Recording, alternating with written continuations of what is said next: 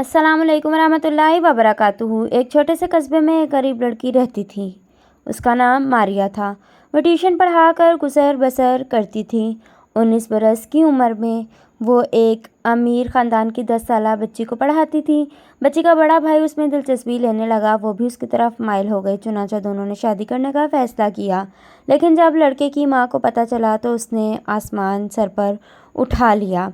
उसने मानिया को कान से पकड़ा और पोर्च में ला खड़ा किया। उसने आवाज़ देकर सारे नौकर जमा किए और चिल्लाकर कहा, देखो ये लड़की जिसके पास पहनने के लिए सिर्फ़ एक फ़्रॉक है, जिसके जूतों के तलवों में सुराख है, जिसको 24 घंटे में सिर्फ़ एक बार अच्छा खाना नसीब होता है और वो भी हमारे घर से। ये लड़की मेरे बेटे की बीवी बनना चाहती है। ये मेरी बहू के लाने की ख्वाहिश पाल रही है।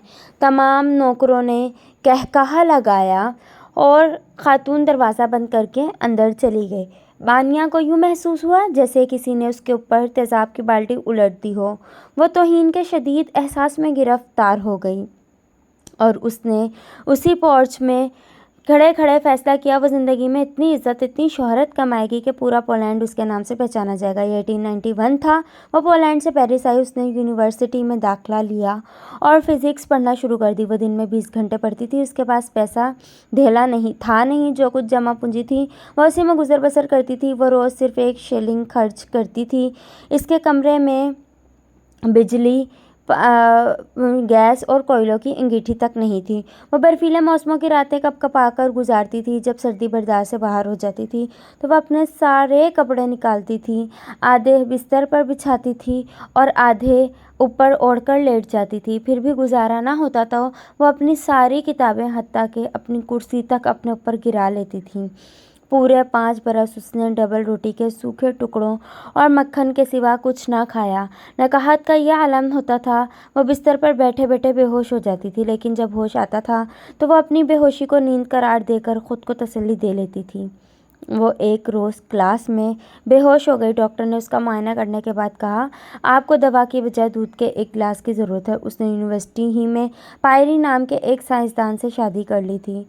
वह साइंसदान भी उसी की तरह मफलूक हाल था। शादी के वक्त दोनों का कुल असासा 2 साइकिल थे। वो गुर्बत के इसी आलम के दौरान PhD तक पहुंच गई। मानिया ने PhD के लिए बड़ा दिलचस्प मौजू चुना था। उसने फैसला किया वो दुनिया को बताएगी यूरेनियम से रोशनी क्यों निकलती है। ये एक मुश्किल बल्कि नामुमकिन काम था, लेकिन वो उस पर जीत गई। तजर्बात के दौरान उसने एक ऐसा अंसर दरियाफ्त कर लिया जो यूरेनियम के मुकाबले में 20 लाख गुना रोशनी पैदा करता है और उसकी शुआएं लकड़ी, पत्थर, तांबे और लोहे गर्ज दुनिया की हर चीज़ से गुजर जाती हैं। उसने उसका नाम रेडियम रखा। यह साइंस में एक बहुत बड़ा धमाका था।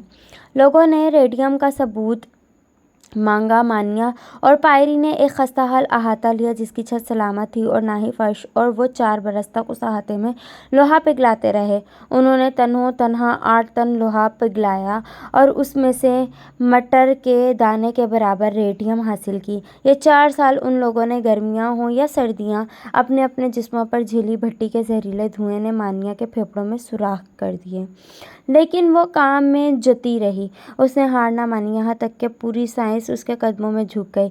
ये रेडियम कैंसर के लाखों करोड़ों मरीजों के लिए ज़िंदगी का पैगाम लेकर आई। हम आज जिसे शुआओं का इलाज कहते हैं, ये मानिया ही की ईजाद की थी। अगर वो लड़की 4 साल तक लोहा ना पिघलाती तो आज कैंसर के तमाम मरीज मर जाते।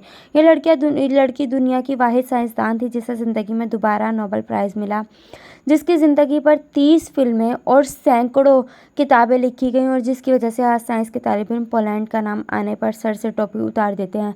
जब दुनिया ने मादाम क्यूरी को इस इजाद के बदले अरबों डॉलर की पेशकश की तो उसने पता है क्या